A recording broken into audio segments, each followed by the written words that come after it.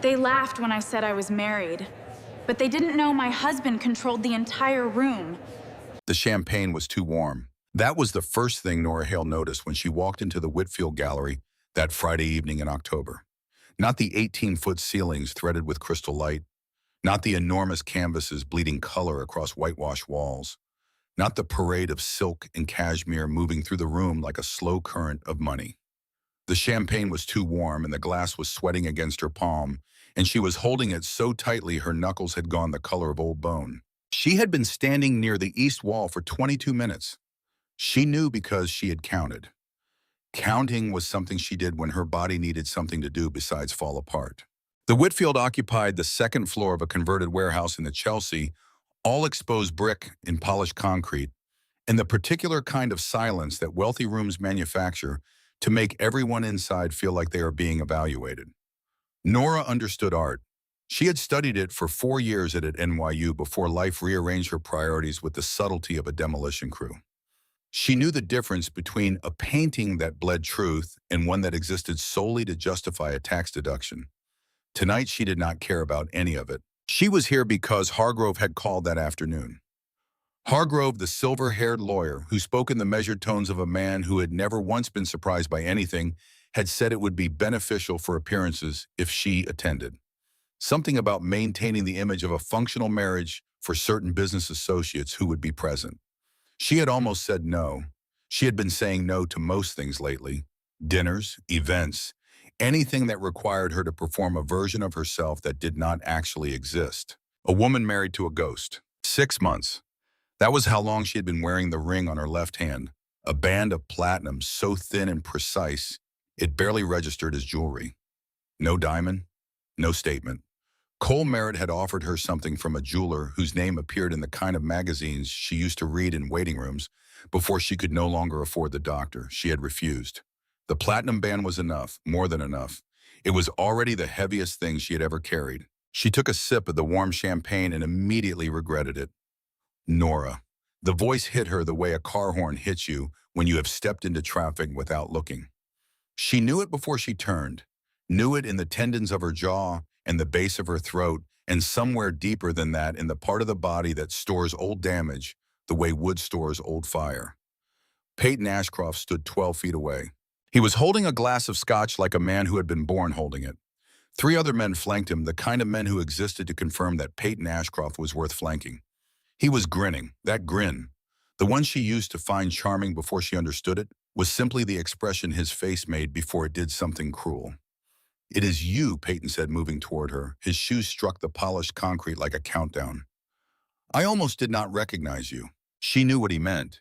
He meant smaller. He meant diminished.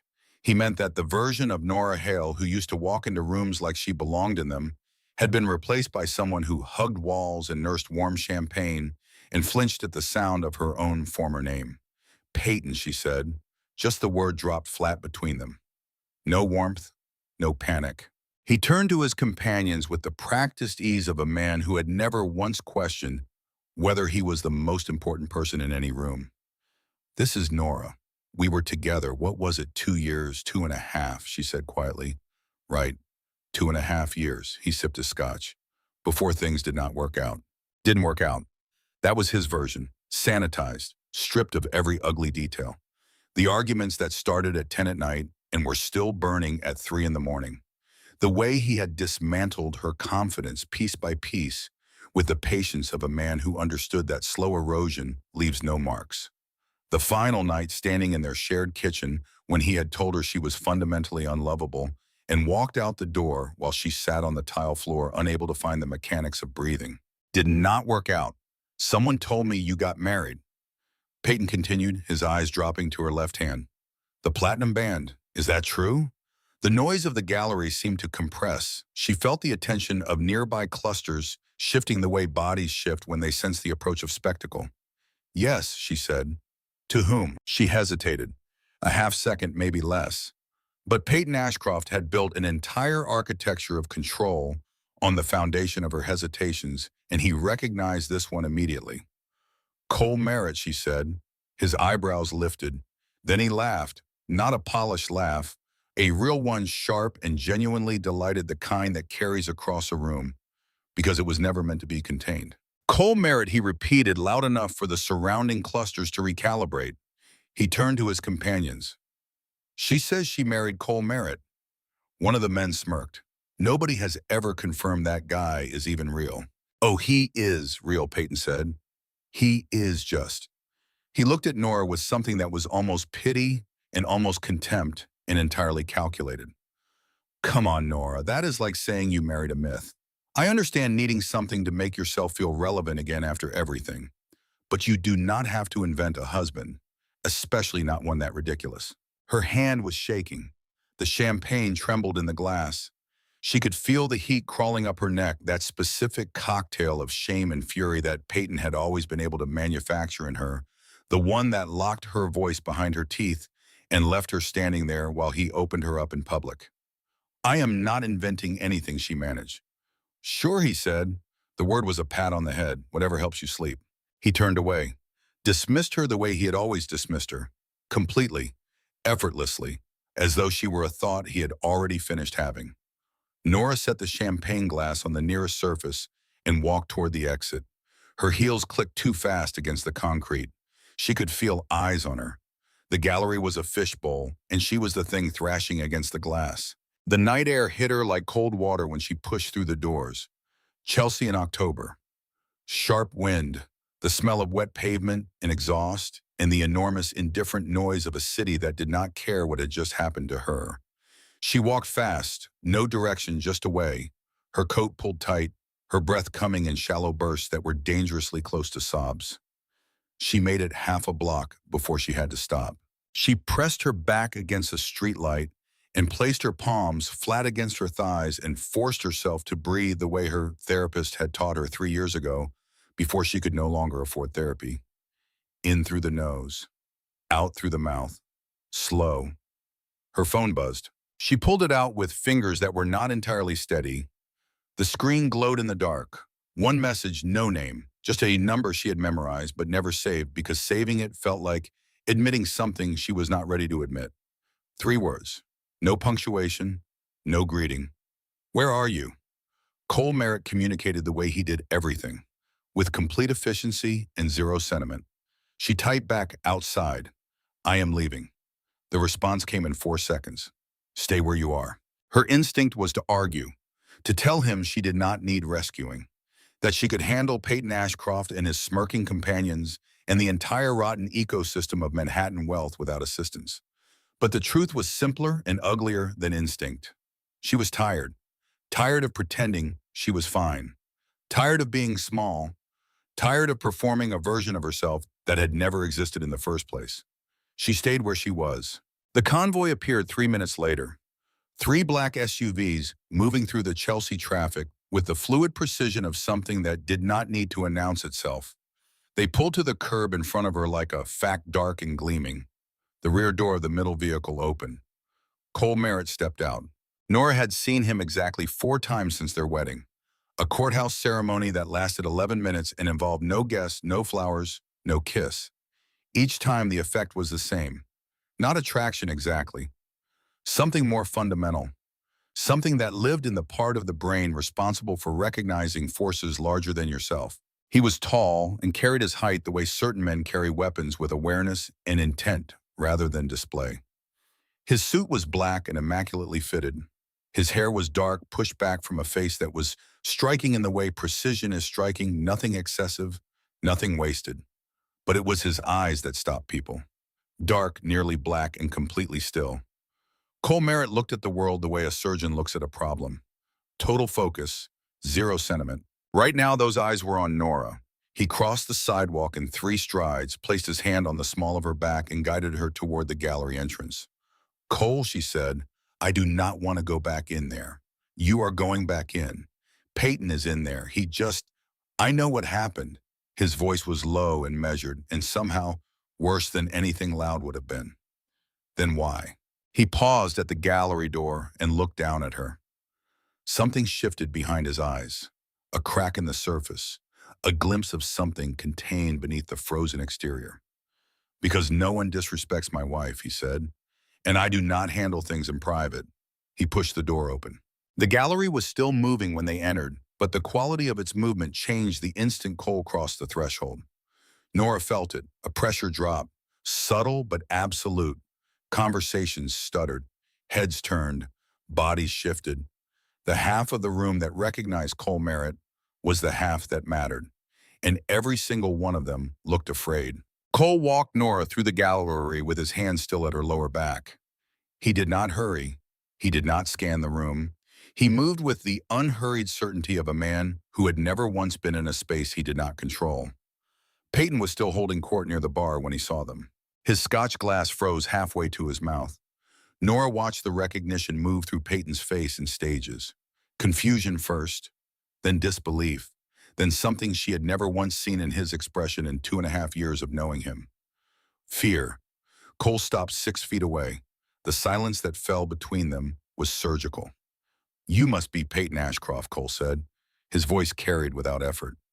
"My wife tells me you had something amusing to say about our marriage." Peyton's mouth opened and closed. "Listen, I'm not interested in what you did not mean."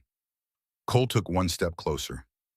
"1 step only. I am interested in what happens next." One of Peyton's companions made a small movement forward. One of Cole's security team, a large man who had appeared from nowhere, placed a hand on the companion's shoulder. Not forcefully, just enough. The companion found a bar stool that had not been offered to him and sat down on it. "I understand you and Nora have a history," Cole continued. His tone was conversational in a way that was somehow worse than shouting. "That history is over. Permanently.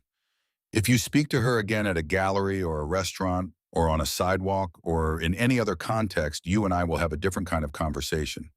The kind that does not happen in rooms like this." He paused. "Are we clear?" Peyton's face had gone the color of old paper.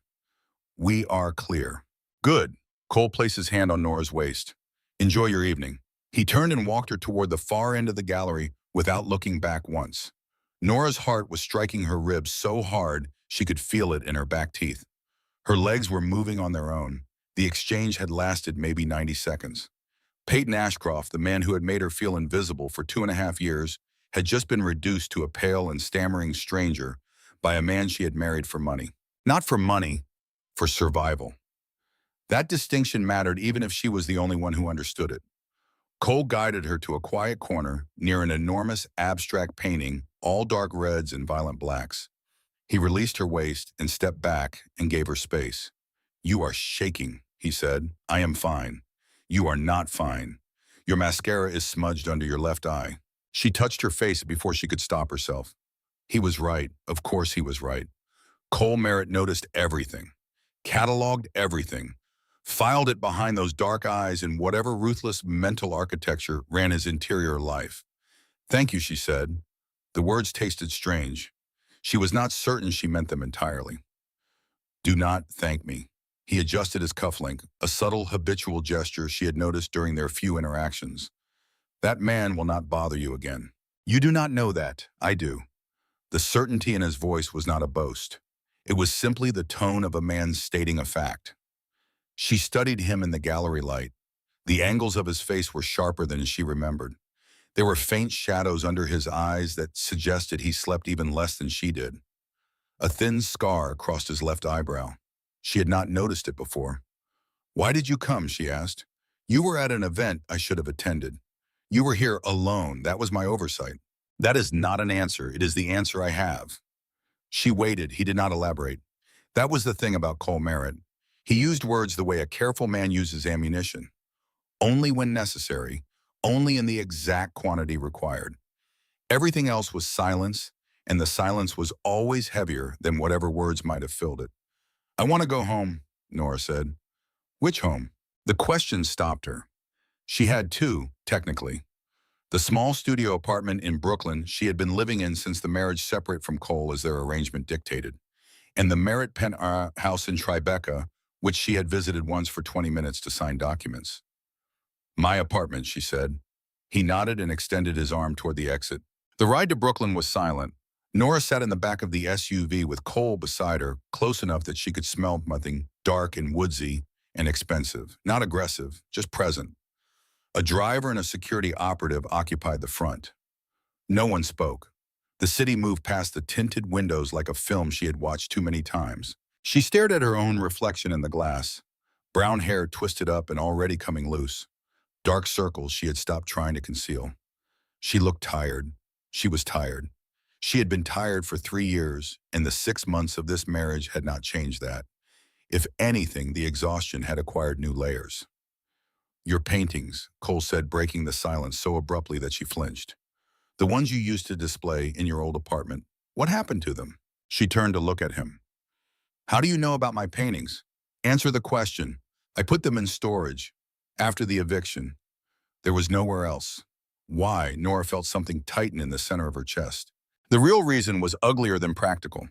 The real reason was Peyton standing in front of her largest piece of mixed media work. She had spent 4 months building layers of acrylic and charcoal and torn paper representing something she could not articulate in any language except the one she used when she painted, and telling her it looked like something a child made during a tantrum. She had never looked at her own work the same way after that night. They are not very good, she said. Cole was quiet for a long moment. Then, you are wrong about that. You have never seen them. He did not respond. He looked out the window at the Brooklyn Bridge, lighting up the dark water below, and said nothing more. And in the silence, Nora felt something cold move through her stomach. He knew about her paintings. He knew they existed. Knew she used to display them. Knew enough to ask about them specifically. The terms of their arrangement had been explicit. 2 years, separate residences, minimal contact. He was not supposed to know these things. He was not supposed to know anything about her beyond what the contractual documents contained. But Cole Merritt, she was beginning to understand, did not limit himself to what he was supposed to know. The SUV stopped in front of her Brooklyn building, a 5-story pre-war walk-up with a crumbling facade and a buzzer that worked maybe 60% of the time.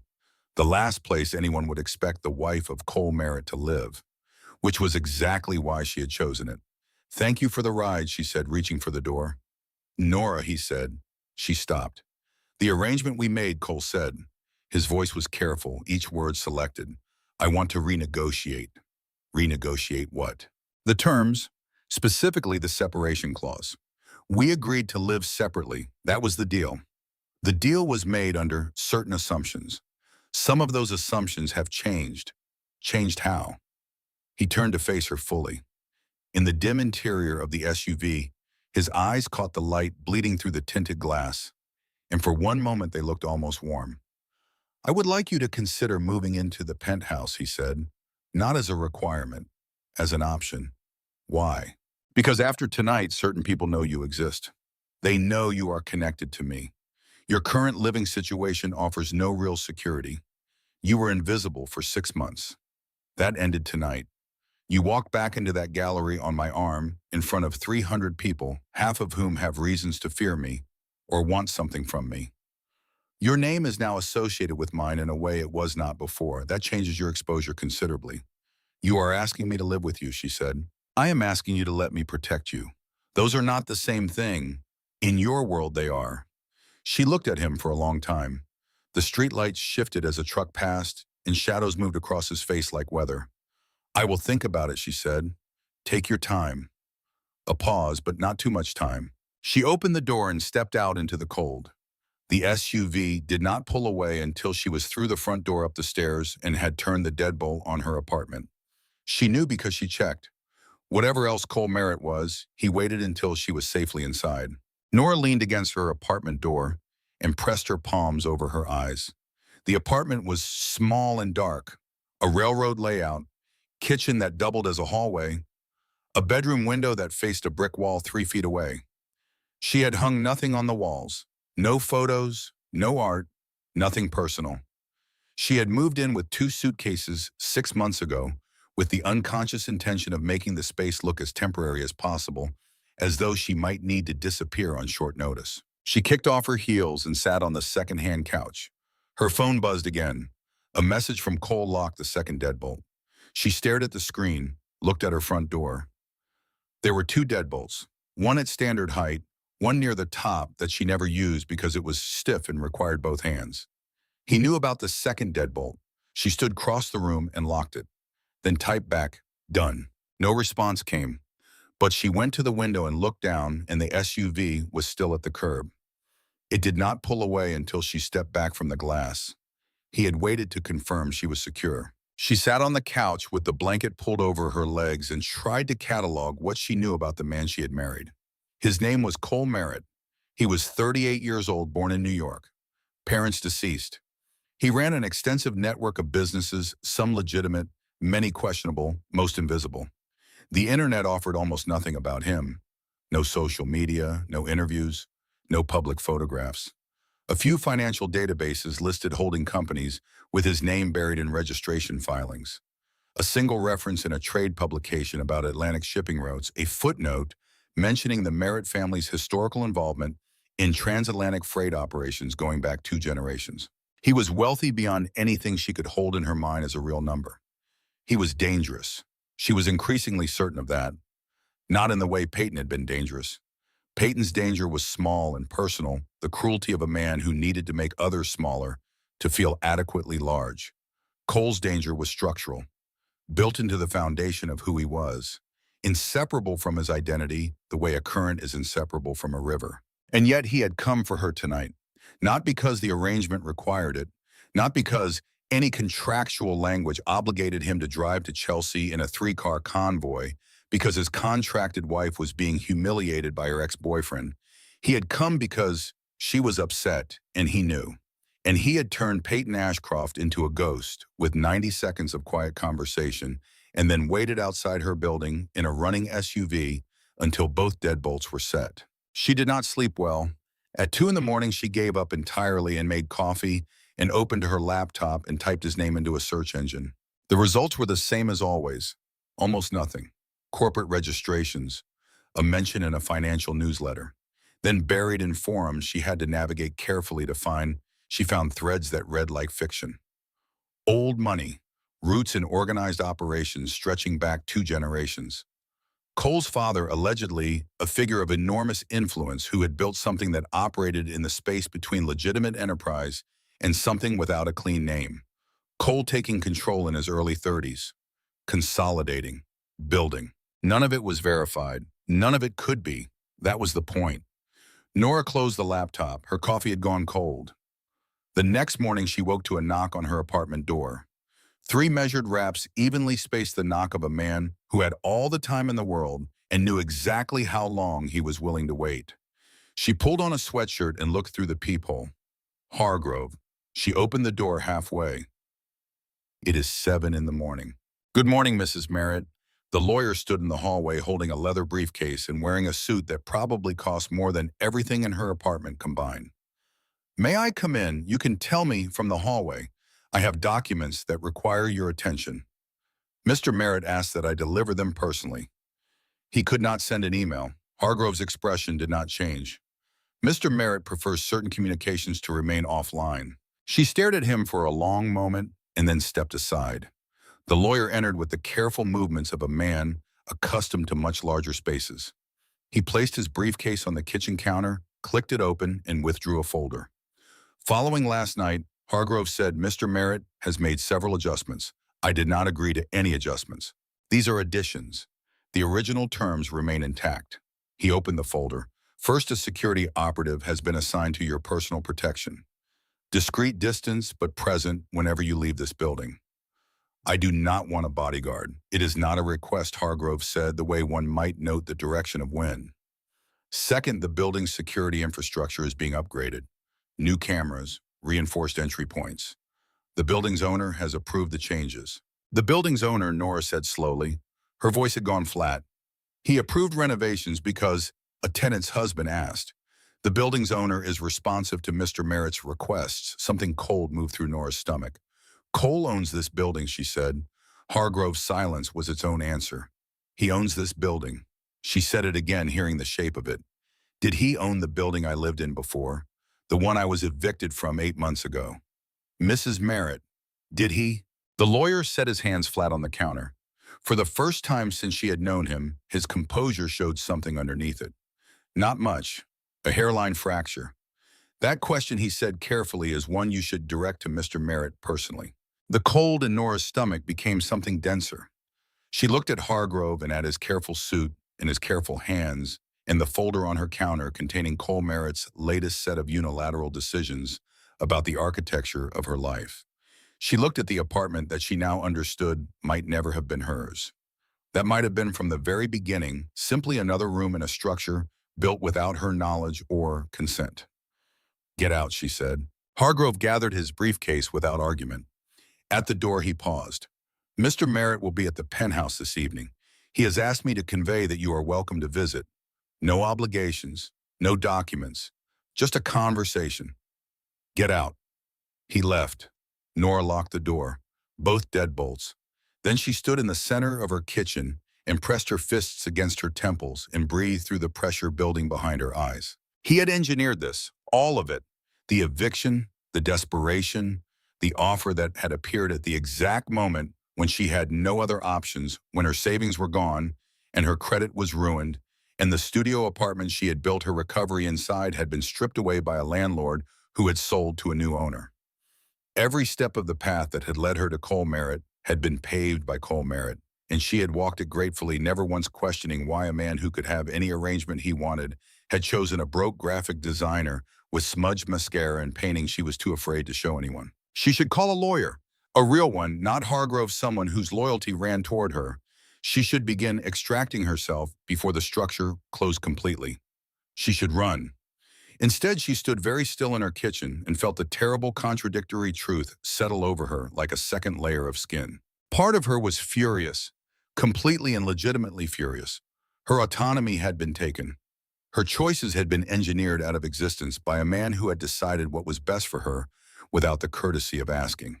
But another part of her, the part she could not silence, remembered the way Cole's hand had felt at the small of her back in that gallery. The specific quality of his voice when he said the words "my wife" like they were the only words in any language that meant anything.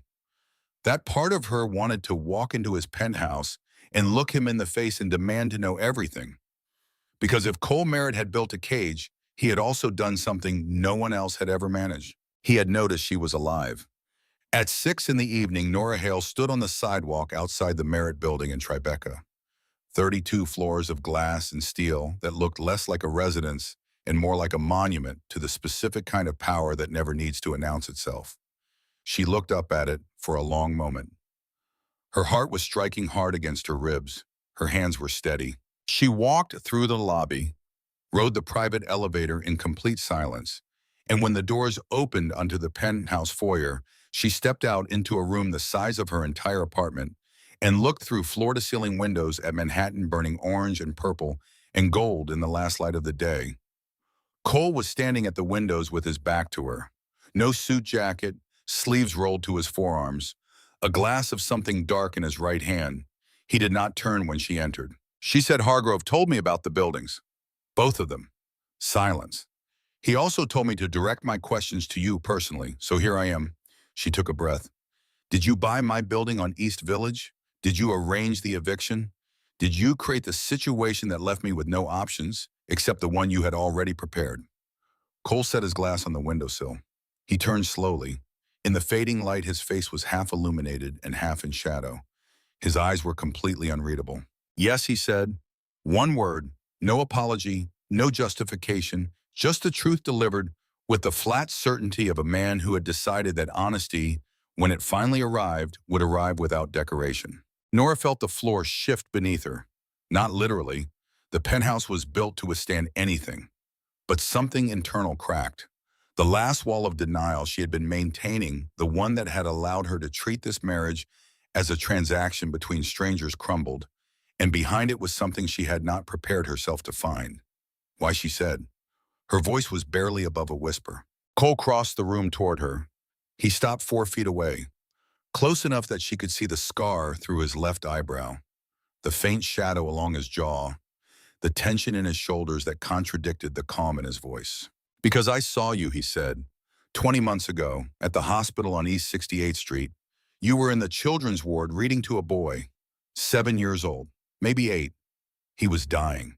Everyone in that room knew it, and you sat on the edge of his bed and you read him a story about a dragon who was afraid of his own fire. And when you reached the ending, you were crying, but you did not stop reading. You did not look away. You stayed with him until the last page, and when it was over, you smiled at him like nothing in the world was wrong. He paused, his jaw tightened, and then I watched you walk out of that room and sit in the hallway and press your hands over your face and shake. And then you stood up, wiped your eyes, and walked into the next room. A different child, a different story, the same impossible combination of grief and kindness. Nora, his voice dropped to something barely above the hum of the building. I do not do things the way other people do them. I do not know how to ask. I saw something that day that I could not stop thinking about, and I did what I have always done. I found a way to make it mine. The penthouse was silent except for the city far below. You manipulated me, Nora said. Yes, you destroyed my stability so you could rebuild it around yourself. Yes, and you think that is acceptable? He held her gaze. No, I think it is what I did, and I think you deserve to know. Nora stood in the penthouse of the most dangerous man she had ever met, wearing jeans and a black sweater that had cost her $32 at a consignment shop, and felt the world divide itself cleanly in two.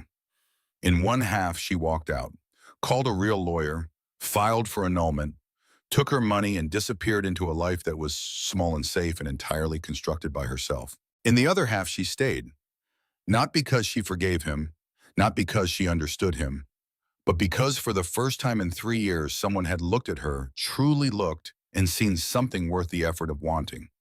She opened her mouth to speak, and the penthouse phone rang. Cole's expression changed in the span of a breath. Whatever had been open in his face sealed itself. What replaced it was something operational, precise, and cold. He crossed to the phone in 3 strides, answered, listened for 6 seconds, and hung up. When he turned back to Nora, the man who had just confessed his obsession was gone. In his place was someone harder and sharper, running calculations behind eyes that had become flat and unreachable. You need to stay here tonight, he said. Why? Someone just tried to kill Hargrove. The word landed in the room like a stone dropped into still water. Hargrove, the silver-haired lawyer who had stood in her kitchen 7 hours ago with his briefcase and his careful composure and his folder full of Cole's latest arrangements. The man who had brokered her marriage. The man who had walked out of her apartment this morning and disappeared into the city like he had done 1,000 times before. Is he alive? Nora asked. Cole was already moving, long strides across the penthouse phone to his ear, speaking in low, rapid sentences. When he covered the phone with his palm, he said, he is in surgery, chest wound. That is all I know right now. He turned away, resumed the call, and buried in the low, urgent current of his voice, she caught 4 English words standing out from the rest. Find out who did this. Nora stood in the center of the penthouse and watched Cole Merritt transform. It was not a dramatic transformation. There was no shouting, no visible fury, no pacing or striking surfaces, or any of the performative urgency she associated with men in crisis. What happened was quieter and in its own way more frightening. Cole became operational. Every trace of the man who had stood 4 feet away and confessed his obsession in a voice that had dropped to almost nothing sealed itself behind a wall of focused precision so fast and so complete that she wondered if she had imagined the whole confession. She had not imagined it. She stood near the window and listened to him make calls, 3 in the first 10 minutes, each one brief, each one in a different register, one soft and instructional, one clipped and commanding, one so low she could not make out individual words. Only the tone, which was the tone of a man issuing consequences. He spoke in English and then in Italian, and at one point in something else she did not recognize. When he finally lowered the phone and looked at her, his face was controlled in the way a controlled detonation is controlled. The force was present. It was simply being directed. Hargrove manages my personal affairs, Cole said. All of them, including our marriage. He is the only person outside this building who knows the full structure of my arrangements. If someone wanted to reach me without reaching me directly, hurting Hargrove would be an efficient message. Who sent it? Nora asked. His name is Dorian Vance. He runs freight operations through the port of Newark. Containerized shipping, the kind where the manifests do not reflect the actual cargo. 6 weeks ago, I shut him down. Seized his financial infrastructure, burned his supply chains, cost him approximately $40 million inside a single week. Why? Because I found out what he was moving. Cole crossed to the window and stood with his back to her, both hands loose at his sides, looking out at the city. Children, he said. Vance was moving children through the port. Families paying to get their kids across certain borders, and Vance taking the money and then taking the children separately, selling them to people I will not describe to you. When I found out, I ended his operation. Every piece of it. Completely. Nora felt the air leave her lungs, and now he is retaliating. Hargrove was a warning shot. Vance does not have the infrastructure to come at me directly. Not yet. So he is testing the edges, seeing how I respond, seeing what I value and whether any of it can be used against me.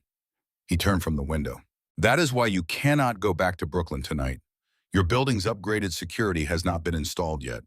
If Vance's people have been watching Hargrove, they may have watched his movements today. He came to your building this morning. That means your address may no longer be unknown. Nora absorbed this. The city glittered behind him, indifferent and enormous, and she thought about the woman who had stood at her window at 4 a.m, pressing her forehead against cold glass, and thought she was alone in the dark. She had never been alone. She understood that now. She had been watched and cataloged and arranged and protected without her knowledge from the moment Cole Merritt had seen her in a hospital hallway 20 months ago. The anger this produced in her was real and completely justified. And yet a man had just been shot. Twice. Because of his proximity to Cole's life. And Cole was standing in front of her, telling her the truth with the flat precision of someone who had decided that the time for management was over, and the time for honesty had arrived regardless of what that honesty cost him. One night she said, I will stay one night, and tomorrow we talk about everything, the buildings, Hargrove, all of it. No lawyers in the room, just you and me. Cole's jaw tightened fractionally. Agreed. He led her to a guest suite on the far side of the penthouse, a room larger than her entire apartment, decorated in muted grays and whites, with a bed that looked as though no one had ever slept in it. He set a folded set of clothes on the dresser, a gray shirt, dark sweatpants, both clearly his. Lock the door if you want, he said from the threshold. Security is posted in the hallway and in the lobby. Nobody reaches this floor without my authorization. Where will you be? Making calls. Downstairs. Are you going to sleep? Something moved across his face. Not a smile exactly, but the shadow of one, the ghost of an expression that had been there long before the years had trained it away. No, he said. He pulled the door shut. His footsteps receded down the hallway, unhurried, and measured the walk of a man heading into a long and ugly night of work he had done many times before. Nora sat on the edge of the guest bed and pressed her hands between her knees to stop them from shaking. She did not sleep. She lay in the enormous bed in Cole's borrowed clothes and stared at the ceiling and listened to the building breathe around her. Distant sounds filtered through the walls. A phone ringing once. Footsteps. A voice she thought might be Cole's, low and controlled, and then silence again. At 3 a.m, she gave up pretending. She got out of bed and padded barefoot down the hallway in the sweatpants she had rolled 3 times at the waist and found him in the main living area. He was sitting on the leather sofa with his elbows on his knees and his phone on the coffee table and his head in his hands. The city lights from the floor-to-ceiling windows threw long shadows across the floor, and in those shadows he looked smaller than she had ever seen him. Not physically, but something about the curve of his spine and the way his fingers were threaded through his hair made him look like a man carrying something he was not certain he could hold. He heard her approach. She knew because his shoulders straightened a fraction before she spoke. Any news she asked, he lifted his head. His eyes were bloodshot from the sustained effort of holding something back. He is out of surgery, Cole said. Stable. The chest wound missed his heart by 2 centimeters. He looked at his hands. 2 centimeters, Nora. That is the margin between Hargrove being alive and Hargrove being dead. She sat on the opposite end of the sofa and left space between them. The leather settled quietly under her weight. He is more than your lawyer, she said. It was not a question. He was my father's lawyer, first Cole said. Then my father's friend. Then mine. He is the only person alive who knew my mother. Not professionally, actually knew her. He paused, and his voice, which had been steady through everything, developed a fracture on the last word. She caught it. Do you know who specifically pulled the trigger, she asked. I have names. By morning I will have locations. What happens then? He looked at her steadily. What needs to happen? She did not push further. She understood, perhaps for the first time with real clarity, that there were portions of Cole Merritt's world that existed behind a door she was not meant to open. Not because he was hiding from her, but because the things behind that door had a weight that transferred, and he was trying to limit how much of it landed on her. "Tell me about your father," she said. Cole leaned back against the sofa. Outside, the city hummed its restless electric hum. A siren rose somewhere far below and faded into nothing. "My father built everything I currently control from a single shipping company operating out of a warehouse in Red Hook," Cole said. "He started with almost nothing. An immigrant son with a good mind and a willingness to do things other men were not willing to do. Not all of those things were legal, but he built something real, something that lasted." He was quiet for a moment. "My mother was the opposite of everything he was. She was quiet. She painted watercolors, mostly landscapes of places she had never been. Imaginary coastlines. Mountains that did not exist on any map. She hung them in every room of our house, and my father never took a single one down. Not even after she died. He would walk past them every morning and touch the corner of the one nearest the kitchen, just a tap. Like a habit he could not break even after there was no one left to form it for." Nora watched his face. The muscles around his eyes were working quietly, holding something back. "When I saw you at that hospital," Cole said, his voice dropping lower, "reading to that boy, crying and smiling, at the same time I saw her. My mother. The same combination of soft and strong simultaneously. The kind of person who absorbs the world's pain and keeps moving because stopping would mean the pain wins. And something in me broke. The part that was supposed to keep people at a careful distance. The part my father spent years reinforcing. It just cracked." "So you decided to take me," Nora said. He flinched, a small movement barely perceptible, but she was watching closely now, and she caught it. "I decided to bring you closer," he said. "The method I chose was wrong. It was control," she said. "It was the same thing Peyton did to me, just with better resources and a larger budget." The comparison landed. She watched it hit him. His body absorbed it the way a wall absorbs an impact, pulling slightly inward before settling. "Do not compare me to him," Cole said. His voice was low and very controlled. "Why not?" "He diminished me with words. You diminished my choices with money and property. The mechanism is different. The result is the same. I ended up exactly where someone else decided I should be, with no genuine say in how I got there. The result is not the same." Cole stood and had moved to the window. His reflection looked back from the dark glass, a transparent version of himself layered over the burning city. "Peyton diminished you. He made you smaller. He took things away. Everything I did wrong as it was designed to give you more. More security, more space, more freedom to be whoever you needed to be." "Freedom," Nora said. The word came out with an edge she had not entirely planned. "You engineered the destruction of the one stable thing I had built for myself so that you could present yourself as the solution. That is not freedom, Cole. That is engineering a hostage situation and then introducing yourself as the rescue." He turned from the window. His face was stripped of its operational mask. No calculation behind the eyes.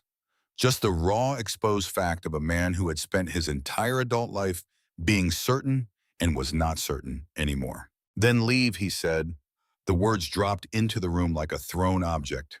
"The door is not locked. Your money is in your account. The arrangement guaranteed you could walk away at any point for any reason with everything you had already received." Hargrove made certain of that. Section 9, Paragraph 4, unilateral termination. No penalties, no repayment, nothing. "I do not believe you," she said. "Read the documents. The folder Hargrove left on your counter this morning. The clause is there because I put it there. You put an escape clause in a marriage you manipulated me into. I put an escape clause in a marriage I wanted you to choose every day. Not once at a courthouse, every single day. There is a difference between keeping someone and trapping someone. Keeping someone means making sure they stay because they want to. Trapping someone means making sure they cannot go. I never wanted you trapped. I wanted you to choose this, choose to stay." His voice cracked on the last word. He turned back to the window, and in the set of his shoulders she could see the enormous effort of a man who had just said the truest thing he knew how to say and was now defenseless against whatever came next. She stood up and crossed the room. She stopped 3 feet behind him. "Show me," she said. He turned his head. "Show me what?" "The scars. Hargrove mentioned them once months ago. He said you carried damage from the life you were born into." "I want to see it." Cole was motionless for a long time. Then slowly, with the mechanical deliberateness of a man removing armor, one piece at a time, he reached up and began unbuttoning his shirt. Each button a small surrender. The shirt fell open. Nora's breath caught. His torso was a record of violence.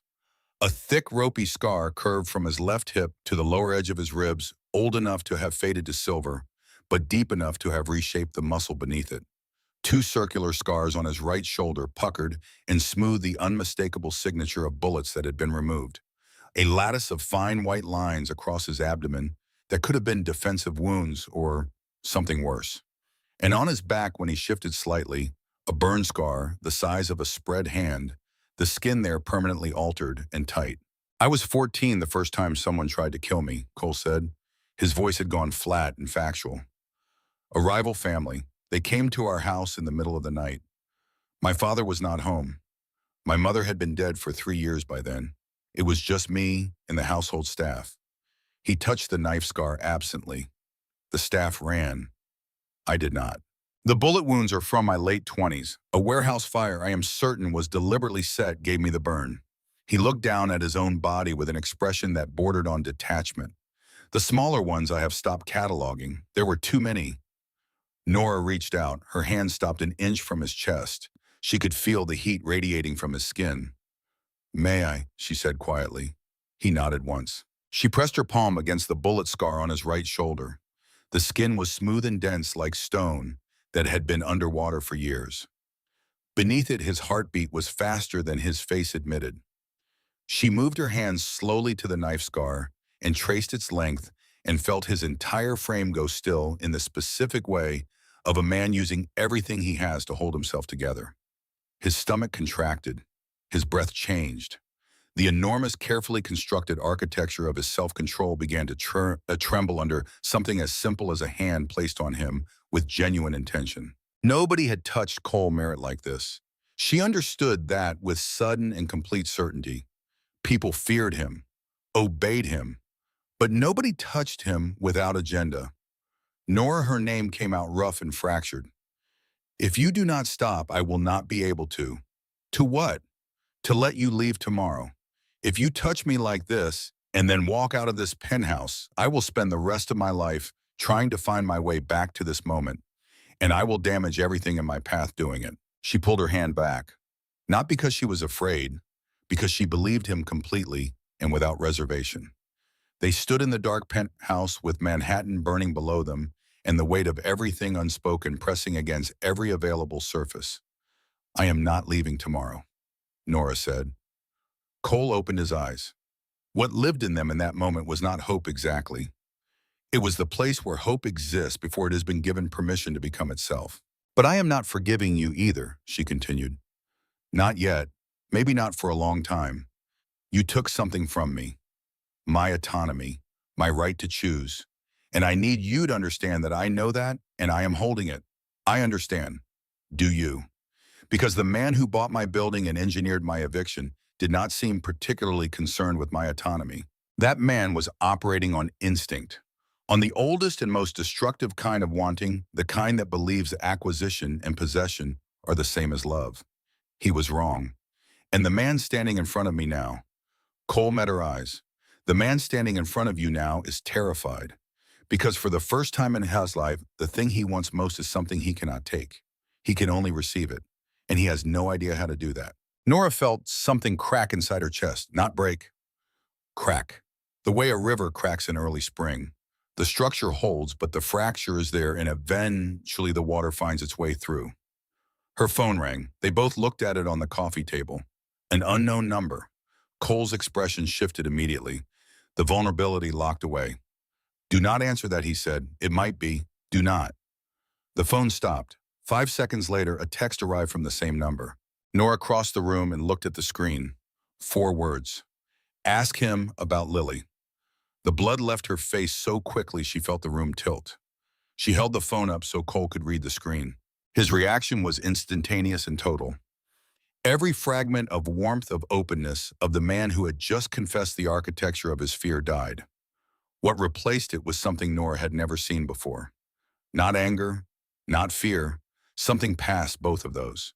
A stillness so complete and absolute that it felt like standing beside something in the final moment before it detonates.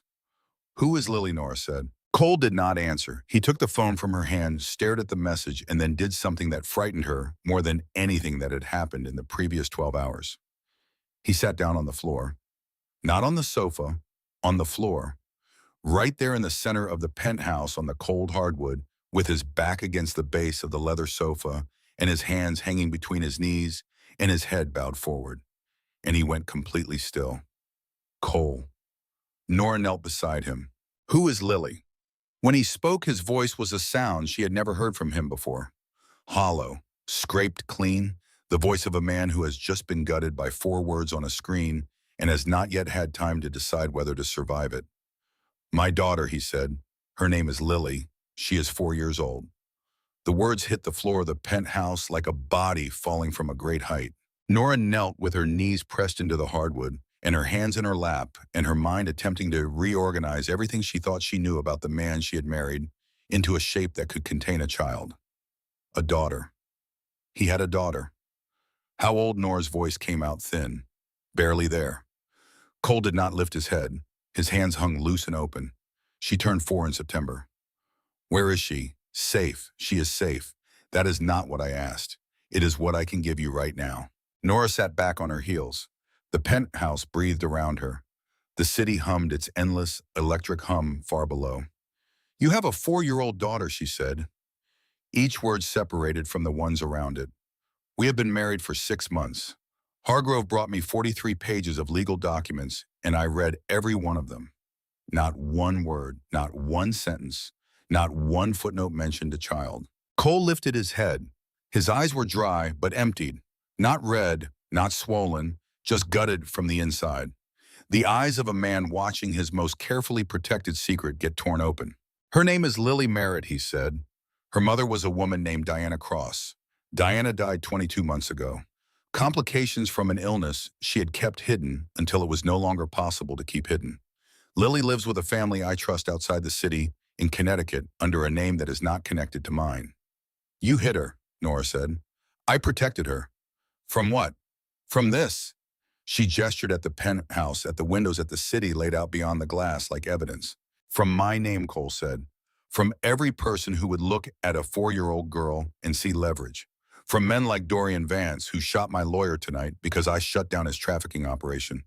You think a man who moves children through shipping containers would hesitate to use mine?" His voice cracked on the last word. A hairline fracture, the kind you barely register before the structure gives way entirely. Nora felt the full weight of what he had just said settle on her. "Who sent that text?" she said. "Vance, or someone working for him." Hargrove knew about Lily. He is the only person outside this building who did. If Hargrove was compromised before the shooting, if someone accessed his files or his phone, they could have found her location, found where she sleeps. Nora went cold. She is in Connecticut right now. Tonight. And Vance's people may know where. Yes. She looked at Cole, still sitting on the floor. This man who controlled an empire, who had orchestrated her life, who had made billionaires go quiet at a threshold and had dismantled Peyton Ashcroft in 90 seconds without raising his voice. Sitting on the hardwood floor of his own penthouse, undone by 4 words on a stranger's phone because his daughter was in a house in Connecticut and the wrong people might know which house it was. "Call them," Nora said. He looked up at her. "The family watching Lily. Call them right now and make sure she is safe." Something moved through his expression. The recognition that the woman he had manipulated into his life was now the one giving the instruction, and he was going to follow it. He pulled his phone from his pocket and dialed. The line rang once, twice, 3 times. Someone answered, and Cole spoke in rapid, low Italian, his jaw tight, his free hand pressed flat against his thigh. The call lasted less than a minute. He lowered the phone. "She is safe," he said. "Sleeping. Security has been doubled at the property." "Good," Nora said. She stood up and crossed her arms. "Now tell me everything, And I mean everything, Cole. I have stood in this room tonight and absorbed more information than most people process in a year. I am exactly one more surprise away from walking out that door, regardless of what the contract says. So you are going to tell me about Lily, about Diana, about why I was brought into this marriage without knowing a child was part of it. You are going to tell me all of it right now, and you are going to tell me the truth. Cole rose from the floor slowly as though his body had become heavier. He stood in front of her, and for the first time since she had known him, he looked his age. 38 years of choices visible in the set of his shoulders and the lines around his eyes. Diana and I were never together, he said. Not in any real sense. She was an associate, smart, well-connected in certain European financial networks I needed access to years ago. We had an arrangement brief and transactional, and when she told me she was pregnant, I offered to support her completely. She refused. She wanted to raise Lily independently outside my world under her own name. And you agreed. I fought it for months. I wanted Lily with me. I wanted her in this building with my name and my protection. Diana would not allow it. She said, and she was right, that a child carrying the Merritt name would never have a normal life, would never be safe in the way a child deserves to be safe. So we reached an agreement. Lily would be raised by Diana with my financial support under Diana's family name. I would have access, not custody. Access. How often did you see her? Every 2 weeks when possible. Sometimes more. I would drive to their place in Connecticut, spend a few hours, read to her, watch her draw pictures, leave before she was old enough to ask why the man who visited never stayed. He pressed the heel of his hand against his eye for a moment. When Diana got sick, she did not tell me, not until it was nearly over. I found out through a mutual contact that she had been in treatment for months. By the time I reached the hospital, she had perhaps a week left. She asked me to promise 2 things. He stopped. His jaw worked. First, that Lily would remain hidden. No Merritt name, no connection to my operations, no way for anyone to find her by finding me. Second, Cole looked at Nora directly. Second, she asked me to find someone good, someone who could be present in Lily's life. Not staff, not a nanny, a person. Someone who understood what it meant to love a child without conditions or agenda. She said she needed to know that Lily would have that. Someone who would stay not because they were paid to, but because they chose to. Nora felt the room tilt. You are telling me Diana asked you to find someone, she said. Before she died, she asked you to find someone for Lily. Cole held her gaze. I saw you at the hospital 3 weeks after Diana died. I was there to meet with Lily's pediatrician. You were in the children's ward. Everything I told you earlier tonight about that moment is true. I watched you read to that boy. I became unable to stop thinking about you. But yes, Diana's words were in my head. And there you were. Nora's hands were shaking. She balled them into fists at her sides and felt her nails press into her palms and was grateful for the small, sharp pain because it kept her present in a moment that was threatening to pull her under entirely. So let me understand this correctly, she said. Her voice was ice, every word precise. You watched Diana die. She asked you to find someone for your daughter. 3 weeks later, you saw me in a hospital hallway. You decided I was the one. You bought my building, engineered my eviction, sent your lawyer to approach me with a marriage contract at the exact moment I had no other options. And at no point, not during the contract negotiations, not at the courthouse, not during 6 months of marriage, did you mention that I was being considered for the role of mother to a child I did not know existed? Cole said nothing. Answer me. Everything you just said is accurate. Nora laughed. The sound came out ugly and raw and echoed off the penthouse walls and came back to her sounding like someone else entirely. I want to hit you, she said. I have never wanted to hit another human being in my life. Right now, I want to hit you hard enough that everyone who ever knew you feels it. I would not stop you. Do not do that. Do not offer to let me hurt you like that somehow settles the debt. You lied to me, not once, continuously. Every single day of this marriage has been built on a foundation of things you chose not to tell me. Every deposit in my account was payment for a position I did not know I was applying for. She was moving now, pacing in front of the windows, her bare feet against the hardwood, the borrowed sweatpants dragging on the floor. You had no right, she said. You had no right to make that choice for me. If you had come to me honestly like a person instead of a chess player and told me about Lily, told me about Diana, told me you were looking for someone to be present in your daughter's life, I might have said yes. Do you understand that? I might have actually chosen this. But you took that away. You were so terrified of hearing no that you built an entire machine to guarantee yes. And in doing that, you took from me the one thing that was mine to give or withhold. Cole stood very still. You are right, he said. About all of it, I know. And knowing it does not fix anything. I cannot undo the buildings. I cannot go back and insert honesty into a process that was constructed on its absence. All I can do is tell you the truth now and accept whatever you do with it. The truth now. After Hargrove gets shot, after someone sends a text about a daughter you hid for 6 months, that is when honesty becomes convenient. It is not convenient. It is necessary. Those are not the same thing. Stop using your world as a category that operates by different rules, she said. You chose this world. Every morning you wake up and you choose it again. The arrangements, the secrecy, the control, that is not a world, Cole. That is a series of decisions, and you made every one of them. He flinched, a real flinch this time, a full visible movement through his face there, and gone in under a second, leaving behind something exposed and unguarded. His phone rang. He looked at it, then at Nora. Something in his face shifted instantly. Every remaining fragment of vulnerability vanished, and what replaced it was something she had no adequate name for. Past anger, past fear. The face of a man who has just received the information he was most afraid of receiving and is already calculating the response. He answered, listened. His face did not change again. When he lowered the phone, he said, Vance's people found the house in Connecticut. Nora stopped breathing. The family moved Lily 20 minutes before they arrived. She is safe. She is being relocated to a secondary location. But they were inside the property. They were in the house where she sleeps.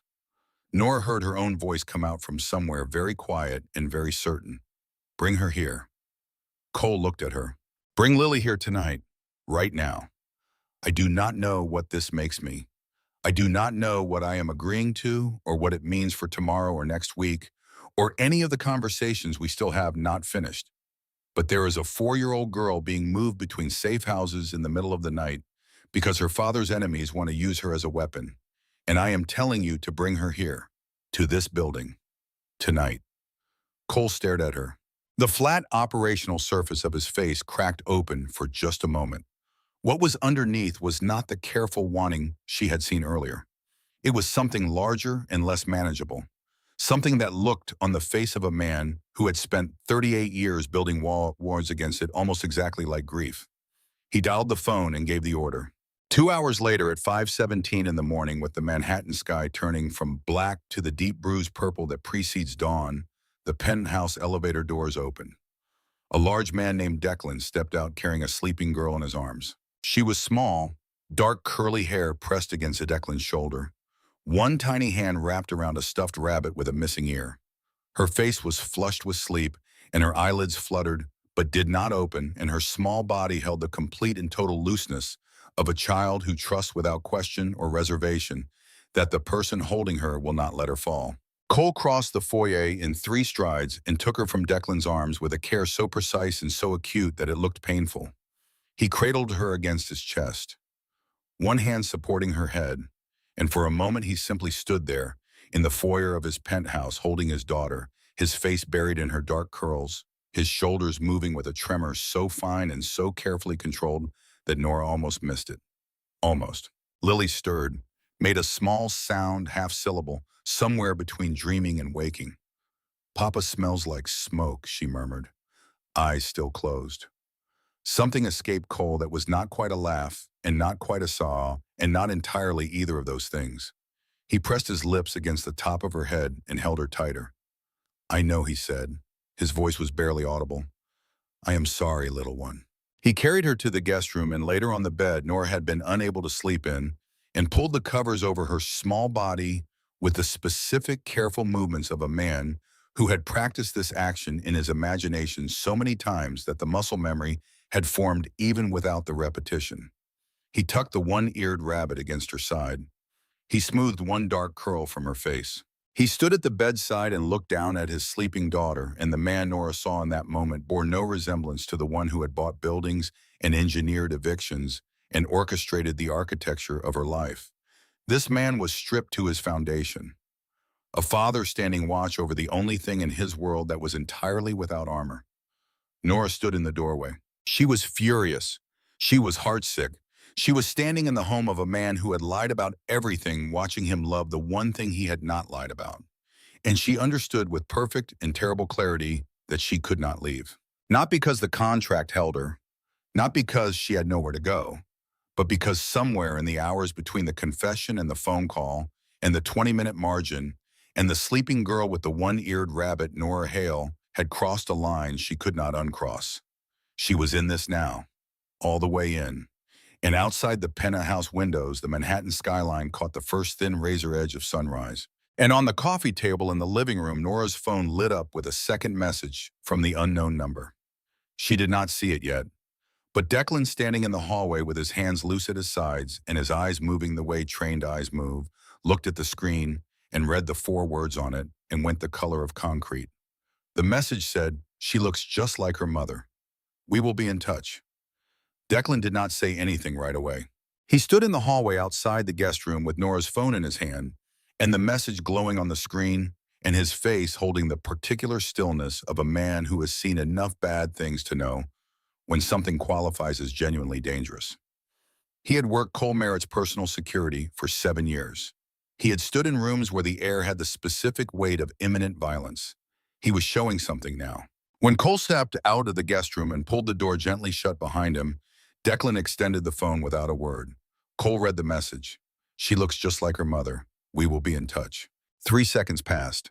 3 seconds of absolute stillness in which Cole Merritt's face became something Nora had not witnessed in all the hours of this long and brutal night. Not the controlled mask, not the vulnerable man, not the operational commander. Something beneath all of those. Something foundational.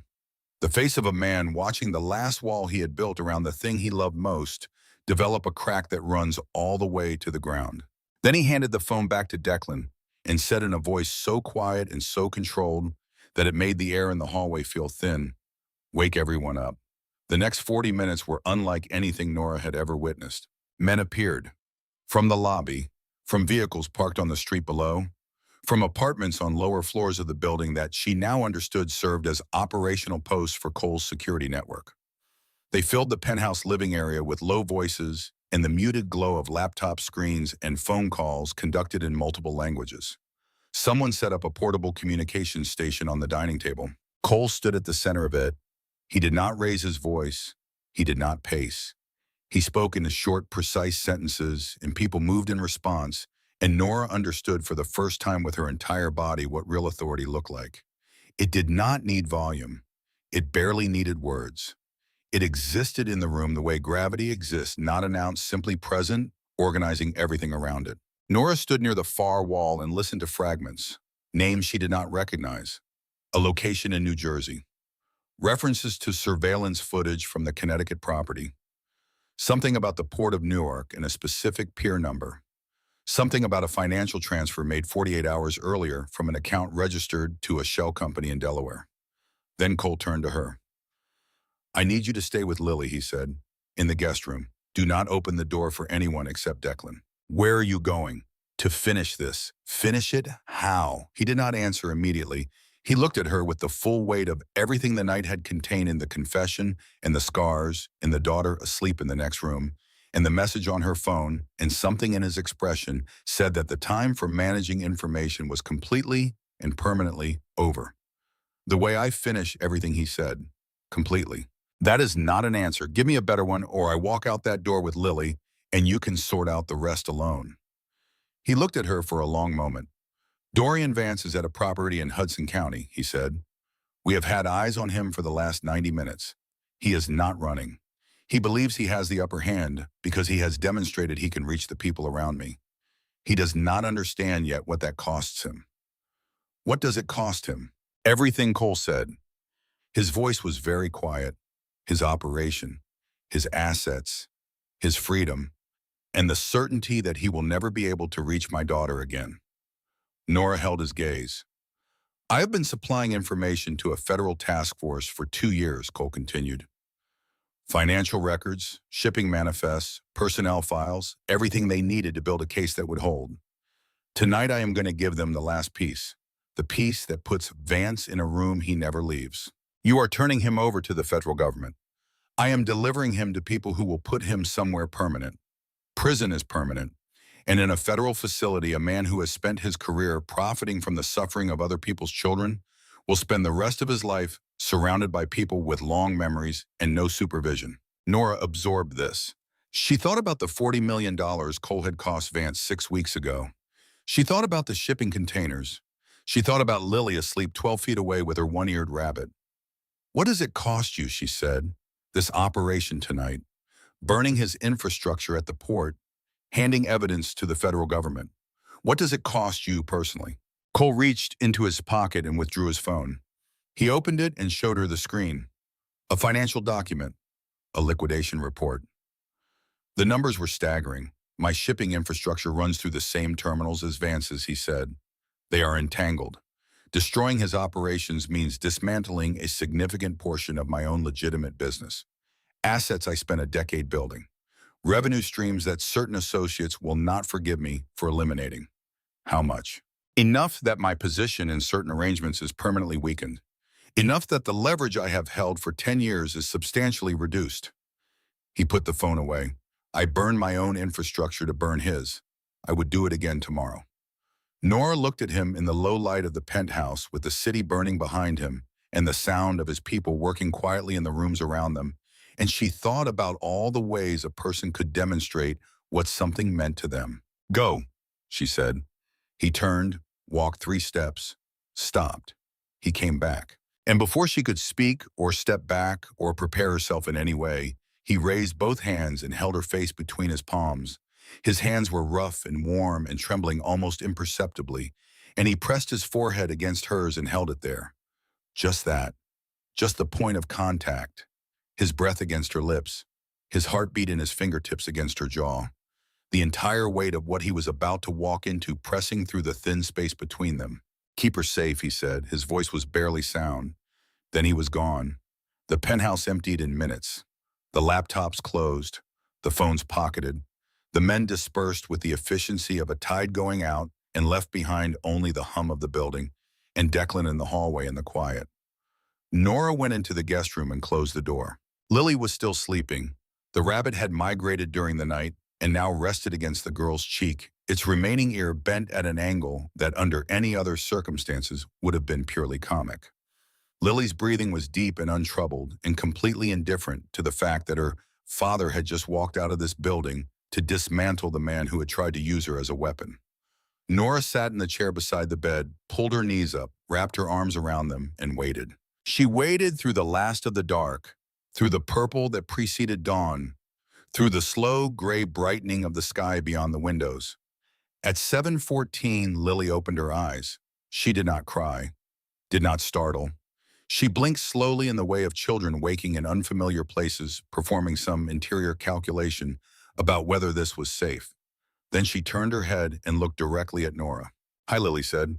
Her voice was small and clear and completely without self-consciousness. Hi, Nora said back. Her own voice came out rough from hours of silence and tension. Where is my papa? He had to go somewhere, Nora said. But he asked me to stay with you. Lily considered this with the gravity of a small person accustomed to evaluating trustworthiness quickly. Are you the lady, she asked. Which lady? Papa's lady. He talks about you. He said she was kind. He said she reads stories and she has brown hair, and she does not pretend things are fine when they are not. Nora's throat closed. She pressed one hand against her mouth and breathed through her fingers until the pressure behind her eyes receded enough for her to speak. Yeah, she managed. I think I am the lady. Lily studied her for another moment with those dark eyes that were entirely her father's. That same unsettling depth, that same quality of attention that missed nothing. Then she pointed at the nightstand.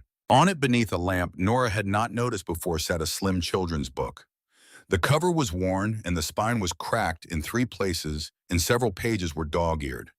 A painted dragon orange and gold curled around a small flame.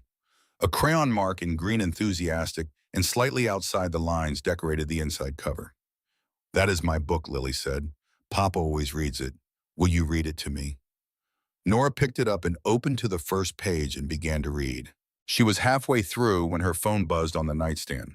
She read the text, felt her stomach drop, told Lily she would be right back, and stepped into the hallway. Declan was already looking at his own phone. "Turn on the news," he said. She found the remote for the living room television. Every major channel was running the same footage. Aerial shots of the port of Newark. A massive fire consuming an entire section of the shipping terminal. Black smoke in columns thick enough to cast shadows across the Hudson. Emergency vehicles swarming the perimeter.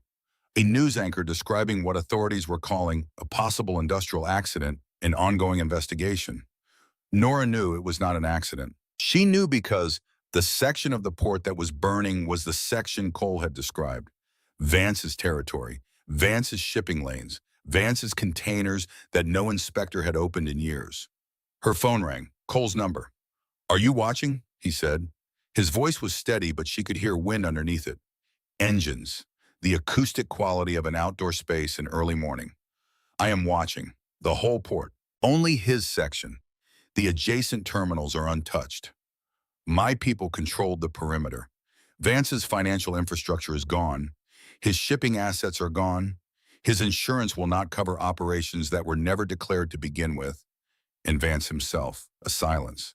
Then, in federal custody, marshals picked him up at a motel in Jersey City 3 hours ago. He was attempting to run. "Cole, is Lily awake?" The shift reorganized the entire texture of the call. One moment he was the operational commander, describing the demolition of a criminal empire. The next he was something else entirely. "She is awake," Nora said. "She asked me to read to her the Dragon Book." A long silence. When he spoke again, his voice had changed. Something in it that had been held back for a very long time was no longer being held. "She likes the part where the dragon learns his fire does not have to hurt," Cole said.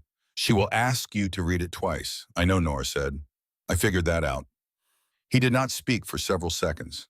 "Read it to the end," he said. His voice was barely above the wind. Then he hung up. Nora went back to the guest room and finished the Dragon Book. She read the fire page twice as promised.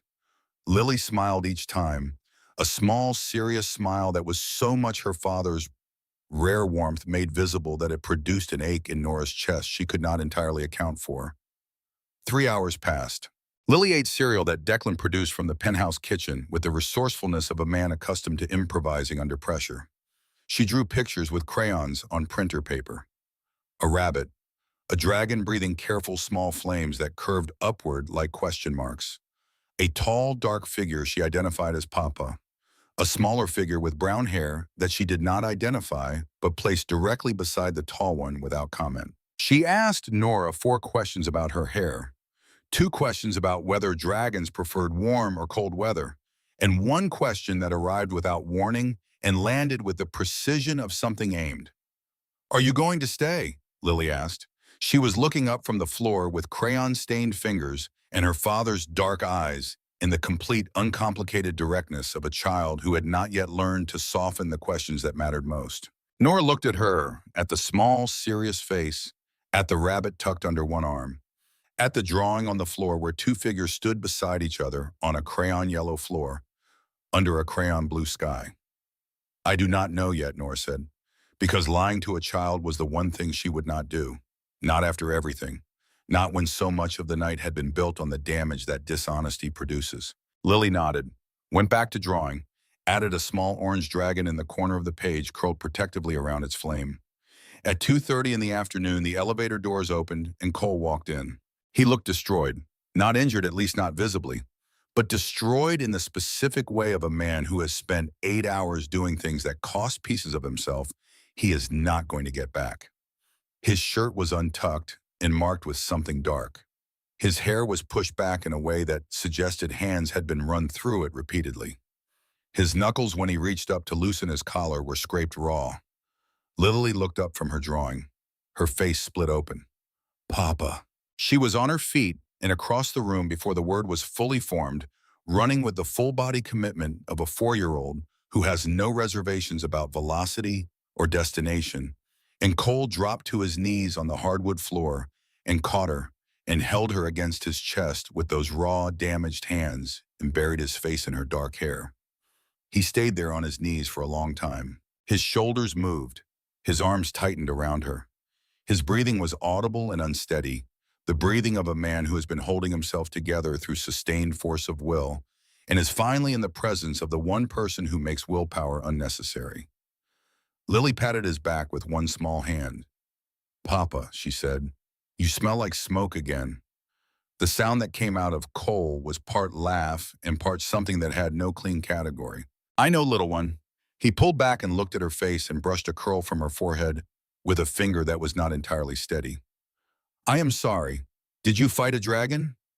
He looked up and found Nora across the room. Something passed through his eyes that she did not look away from. Pain, gratitude, exhaustion so deep it had reached the bone. And underneath all of those things, a current of something raw and unguarded and terrifying in its honesty. Something like that, he said. He carried Lily to the kitchen and made her a sandwich with the practiced movements of a man who had done this before in a different house in a version of his life that had operated in hiding. Cut the crusts off, cut it diagonally, apple slices arranged in a careful fan. The domesticity of it against the backdrop of what he had spent the morning doing produced in Nora a vertigo that had nothing to do with the height of the building. While Lily ate, Cole crossed the room to where Nora stood near the windows.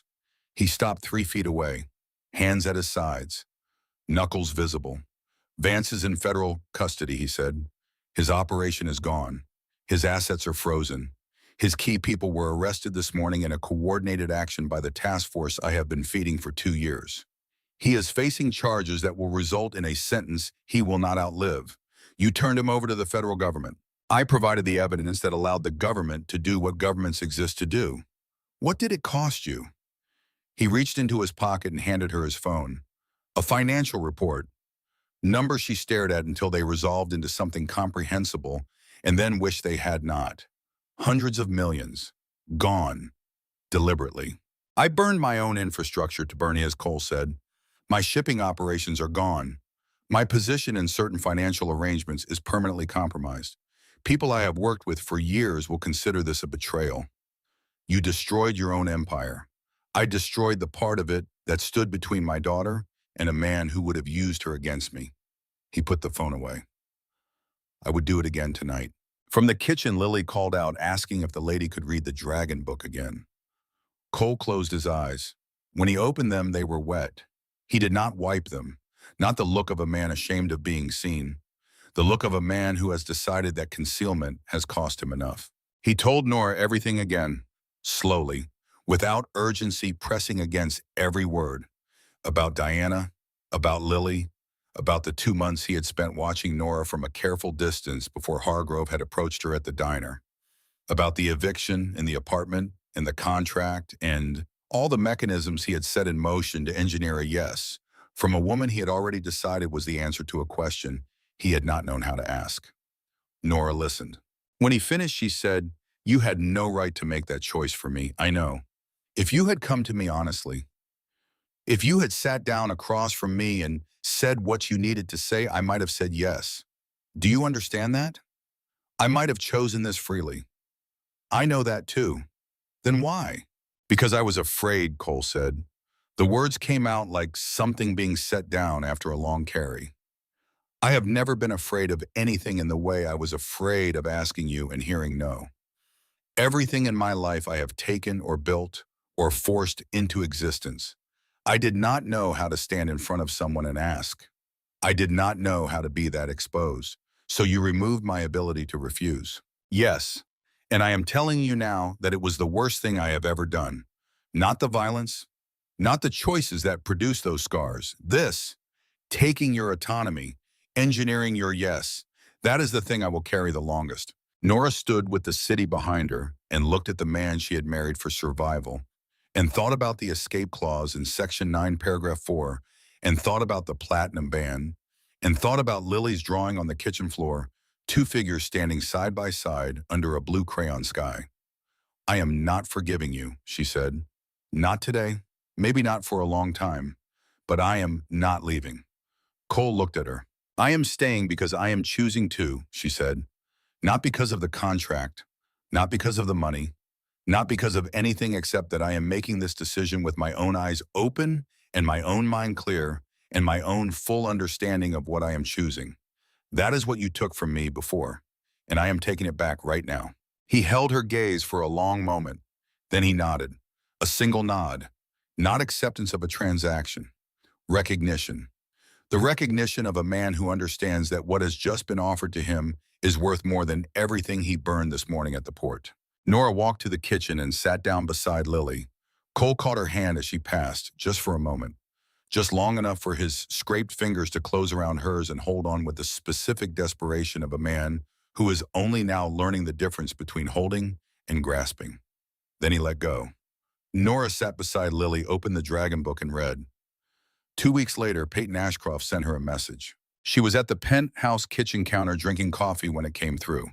Cole was in the next room. Lily was at the small table nearby, drawing with focused intensity, her tongue pressed against the corner of her mouth, the way it always was when she was working on something she considered important. The message read, I know what your husband did to my business. I know about the federal investigation. I know he supplied the documents that destroyed me. I am going to make sure the whole world knows exactly what he is, starting with you. Nora read it twice, set her coffee down, looked at Lily drawing her careful shapes. She felt the familiar architecture of old fear move through her, the specific weight of Peyton Ashcroft's particular cruelty, the version that had once been able to lock her voice behind her teeth and leave her standing in public, unable to find her own defense. She waited for it to take hold. It did not.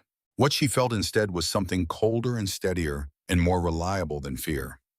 Clarity, the kind that arrives after a night that has required everything you have and leaves you knowing without any remaining uncertainty exactly what you are capable of. She told Cole when he finished his call. He read the message once. The muscle under his left eye tightened. I will handle it, he said. No, Nora said. I will. He looked at her. This is mine, she said. Peyton Ashcroft has been a weight I have carried for 3 years, and I am done carrying it. I am going to meet him, and I am going to finish it, and I do not need you in the room when I do. A long pause. Declan goes with you, Cole said. Declan can wait outside. Declan goes inside. Visible distance. Non-negotiable. Nora considered arguing, decided against it. Having a capable man standing at a bar 12 feet away while she confronted her ex-boyfriend was not the battle she needed to spend her energy fighting. Fine, she said. She texted Peyton from the penthouse kitchen with Lily's drawings spread across the table and the Manhattan skyline filling every window. 3 sentences. Name a place. Noon tomorrow. Come alone. He responded in under 2 minutes. A restaurant in Midtown. White tablecloths. The kind of place he used to take her when he wanted to be seen. She wore black. Not a decision exactly. She reached into the bag she had brought from Brooklyn, and her hand found a black sweater, and she put it on and caught her reflection in the elevator doors and understood that she had been absorbing Cole's palette without noticing. Dark jeans. Her hair down because Lily had told her 3 days ago, with the full authority of a 4-year-old delivering a final verdict, that her hair was better when it was not in a bun. The restaurant was half empty at noon on a Thursday. Peyton was already at a corner table. He stood when she approached. Old habit, the performance of manners as a substitute for the actual thing. He looked diminished. The expensive suit was still there, but the scaffolding underneath had been removed. What remained was a man whose entire identity had been constructed on wealth and status, and the specific power that comes from making other people feel small, and who now had access to none of those things. She sat down across from him. Declan positioned himself at the bar. 12 feet, a glass of water. The relaxed alertness of a man who could cross those 12 feet very quickly if necessary. You look different, Peyton said. You said that at the gallery, Nora said. Find a new opening. His jaw tightened. The waiter came. Nora ordered coffee. Peyton ordered scotch. Some things did not change. I meant what I said in my message, Peyton began. Your husband destroyed me. Deliberately. Systematically. The federal investigation, the evidence they used, financial records and internal documents that should have been inaccessible. Someone provided them. And the only person with both the motivation and the capability is Cole Merritt. He paused. He ruined my life, Nora. You ruined your own life, Nora said. You committed fraud. You embezzled from your investors. The documents the federal government used were your documents containing your crimes created by your decisions. Cole did not manufacture anything. He made certain that what you had already done reached the people whose job it is to respond to it. You are defending him. I am describing the sequence of events. There is a difference. He is a criminal. He may be, Nora said. That conversation is between him and the world he operates in. It has nothing to do with what you did with other people's money. Peyton leaned forward.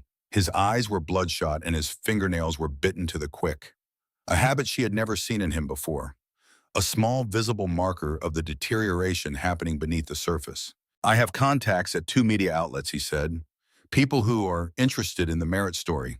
The hidden empire, the violence, the wife who did not know what she was signing up for. I can make your life very uncomfortable, Nora. I can make sure that every room you walk into already knows your name for all the wrong reasons. She looked at him for a long time. Then she said, do you remember what you told me the night you left? His expression shifted. You told me I was fundamentally unlovable, she said. You said it standing in our kitchen, and then you walked out and I sat on that floor and I could not breathe. And I believed you. That is the part you need to understand. I believed every word. I accepted it as the truth about myself because you had spent 2.5 years building the conditions under which I would accept it. She held his gaze without flinching. But here is what I need you to understand about that moment. It was the last time you had that kind of access to me. Every word you said that night was the last time that particular weapon worked. Because once a person has sat on a floor and survived believing the worst things someone could say about them, the weapon stops working. You burned it when you used it. Peyton was very still. So go to your media contacts, she said. Tell whatever story you want.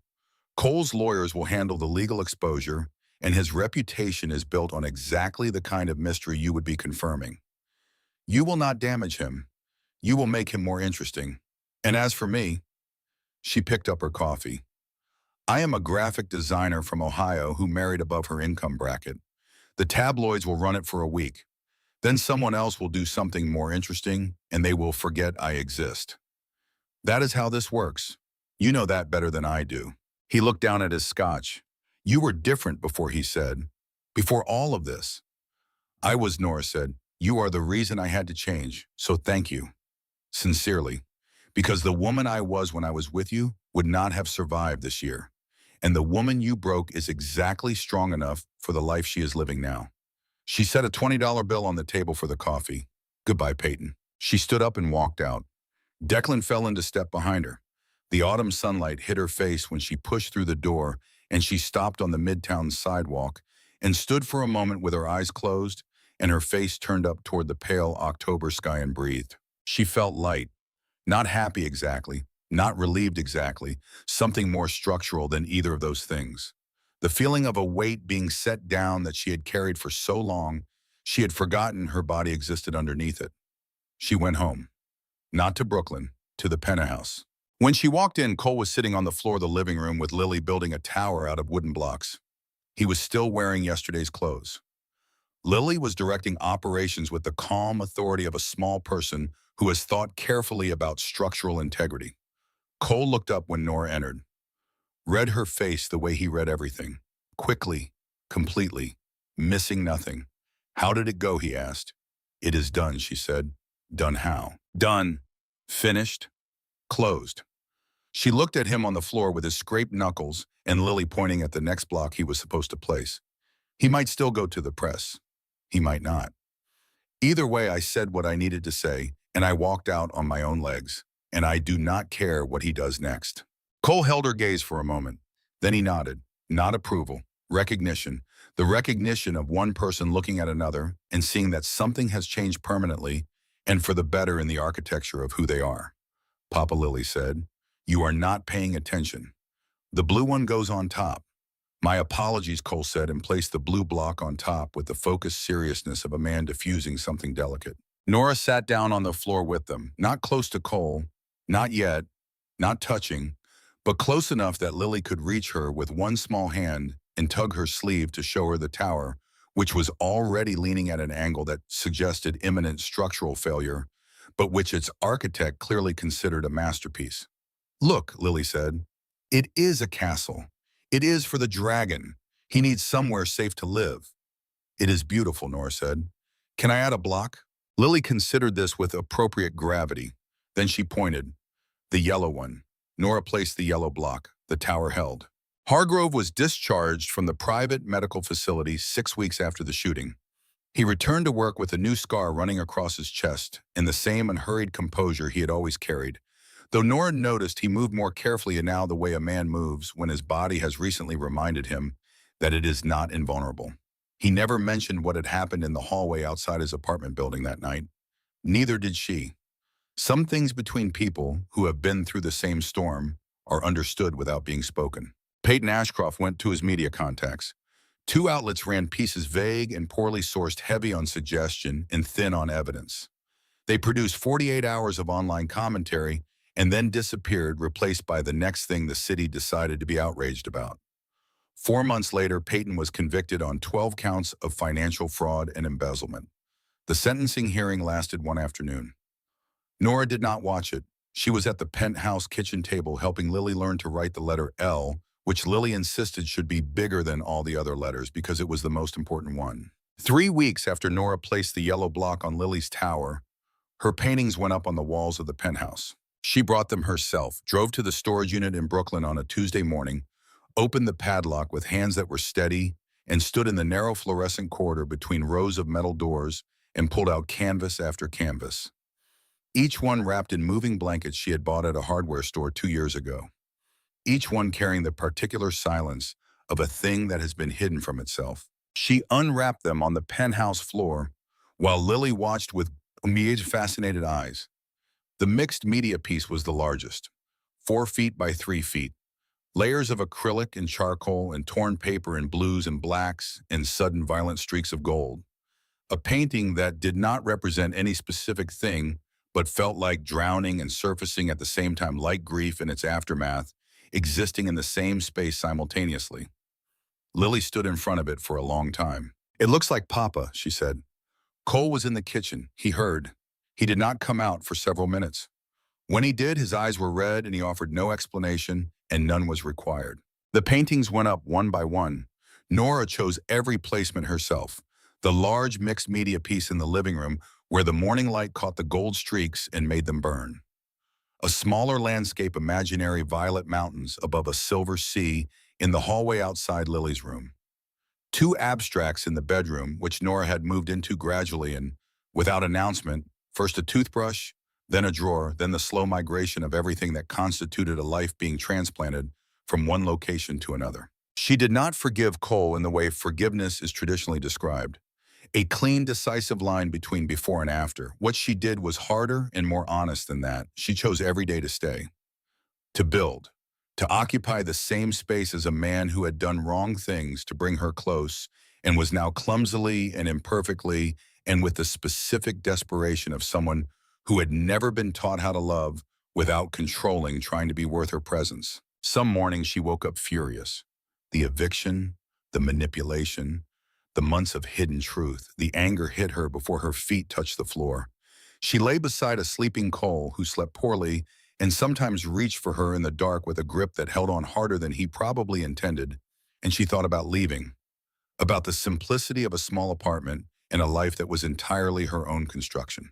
Then Lily appeared in the doorway with the one-eared rabbit and asked if the dragon book was awake yet, and Nora got up. One evening in late November, after Lily was asleep and the penthouse had gone quiet, Nora stood at the living room window looking at the city. Cole came and stood beside her, close but not touching, the way they had learned to stand together with space enough to choose. She said, "I am not there yet. I want you to know that. The forgiveness you are waiting for. I am not there yet, I know he said, but I am building toward it. He was quiet for a long time. When he spoke again, his voice was low and careful. That is more than I deserve. It probably is, she said, but I am choosing it anyway. He did not reach for her. He stood beside her and looked at the city and let that be enough. And it was enough. For now, it was exactly enough. One afternoon in November, Nora sat in the children's ward of the hospital on East 68th Street, reading to a girl named Rosie who was 6 years old and had lost her older brother 4 months earlier. Rosie had light brown hair and a gap where her front teeth had been, and an expression that moved between bewilderment and a sad, precocious wisdom that no 6-year-old should be required to carry. Nora read from a picture book about a cat who was afraid of the rain. Rosie listened with the total absorption that children bring to stories, not analyzing, just receiving, letting the words do what words do when someone reads them with their full attention. Outside the ward, 2 men stood in the corridor, Declan at the elevator, eyes moving the way trained eyes move. And Cole. He stood at the window of the ward with his hands in his pockets and his dark suit immaculate, in his face holding an expression that no one who feared him would have recognized. Not the mask, not the operational precision, something genuine and slightly unguarded and entirely real. He was watching Nora read. She turned the last page. Rosie looked up. Is that the end, Rosie asked. That is the end. Is it happy? Nora closed the book and set it gently on the bedside table and thought about the question without shortcuts. The cat learns that rain does not have to be something to hide from, Nora said, and she finds a warm place to wait it out. So yes, it is happy. Rosie nodded satisfied and pulled her blanket to her chin and closed her eyes. Nora gathered her things and walked out of the ward into the corridor where the fluorescent lights hummed, and the linoleum floor was the same linoleum floor it had always been. And Cole was standing with his hands in his pockets, looking at her like she was the only fixed point in a turning world. How is she, he asked. She misses her brother, Nora said, but she is okay. He nodded. She saw the beginning of an offer forming in his face, the reflexive reach for a way to fix it, to arrange something, to deploy the considerable resources of his world in service of making this better. She does not need anything arranged, Nora said. She just needs someone to read to her. That is enough. He accepted this.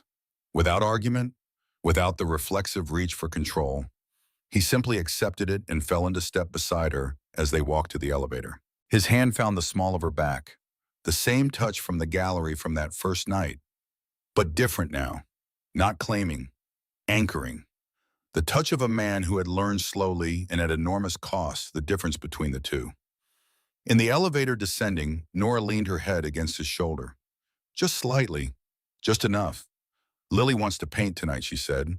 She told me she wants to learn to mix colors, and she picked out an apron for you. What apron? It has ducks on it. A pause. I am not wearing an apron with ducks on it. She is 4 years old. You are wearing the apron. Another pause. Longer than the first. Fine, he said. The elevator reached the lobby. The doors opened onto marble and quiet and the muted weight of a building designed to hold the world at a careful distance.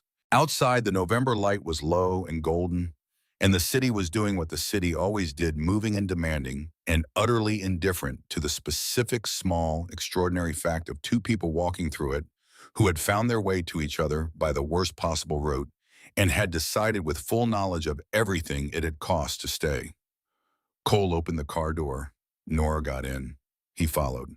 The convoy moved into traffic, and Nora watched the city scroll past the tinted windows and thought about the woman who had stood outside a gallery in Chelsea, holding warm champagne and trying not to fall apart.